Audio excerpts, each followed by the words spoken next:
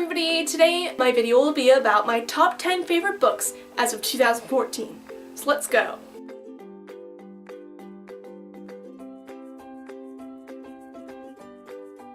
So at number 10 I have The City of Lost Souls from the Mortal Instruments series by Cassandra Clare. And if you don't know what this book is about, it's about a girl named Clare who is in a world of demons and shadow hunters, and it's about her falling in love and all that good stuff, so I totally recommend it. Check it out. At number 9 I have Looking for Alaska by John Green. I had to have a John Green book in here. I mean, he's amazing. It's really good and I'd recommend it to more of an older crowd because there are some inappropriate parts in it, but yeah, totally recommend it. At number 8 I have The F-It List by Julie Halpern, and it's about a girl whose best friend has cancer, so she goes through her bucket list trying to complete everything so her best friend can see it all get done before inevitable death comes. That sounds very dark, but yeah. At number 7 I have Allegiant from the Divergent series. This was not my favorite book from the series, but I do not own any of the other books, but my favorite was probably Divergent from the series.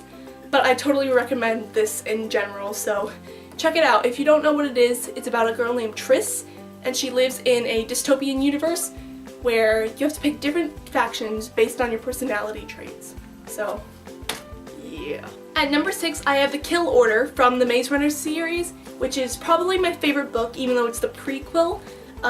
It's really good. It's about like what happens and before all of Wicked and Thomas and all those other people come into play.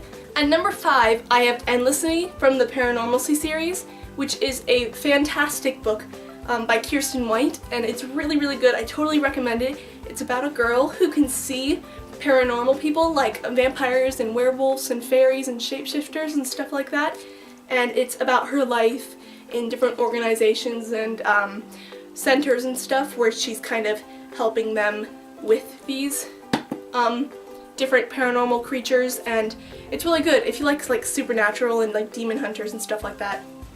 Yeah. At number 4 I have the Delirium series by Lauren Oliver, and it's a really, really great series. It's about a dystopian world where they think love is a disease, and it's about the main girl who also believes love is a disease. It's her like journey through that world, and it's really, really fantastic, so I totally recommend it. You can see it's pretty trashed because I carry it around a lot because it's a fun thing to read. It's a trilogy, I believe, but there's a lot of side books from different POVs that you can totally check out after you finish the series. At number 3 I have Eleanor and Park by Rainbow Rowell, which is a book from the two different point of views of Eleanor and Park, and they're set in 1986. And it's just kind of a love story, and it's really great, and it deals with a lot of like pressure and abusive parents and different conflicts like that, and it's just an overall great book to read, and it's about like fitting in and just fun stuff like that. And at number 2 I also have a book by Rainbow Rowell, which is Fangirl, which if you haven't heard of this and read it, go read it now because it's totally fantastic. It's about a girl named Kath and her twin sister Ren, and how they're in love with the books called Simon Snow, and she writes fanfiction about them, and then they go away to college, and Ren doesn't want to hang out with Kath anymore, so Kath has to actually go out and experience friendship and college on her own, which is a pretty great book to read, especially if you're a fangirl, because you can totally relate to Kath the entire time, especially if you're an introvert. So really great. And my all-time favorite book, at least of 2014, is It's Kind of a Funny Story by Ned Vizzini. At least I think that's how you pronounce it. I'm probably butchering that last name, but yeah. And it's about a guy who, named Craig, who is suicidal and depressed, and he accidentally checks himself into a mental hospital. At least it was kind of an accident. And it's about his journey in the mental hospital and his road to recovery, which is it's just a really, really awesome book, and you fall in love with all the different characters and their quirks, and it's just really fantastic. I think they made a movie off of it, but I'm not sure. So those were my top 10 books of 2014. If you liked any of them, be sure to go to your local bookstore and pick some of them up because they were all fantastic to read. And if you have any recommendations for me, be sure to leave them down in the comments because I totally need new books to read and I would be happy to take your recommendations into my life.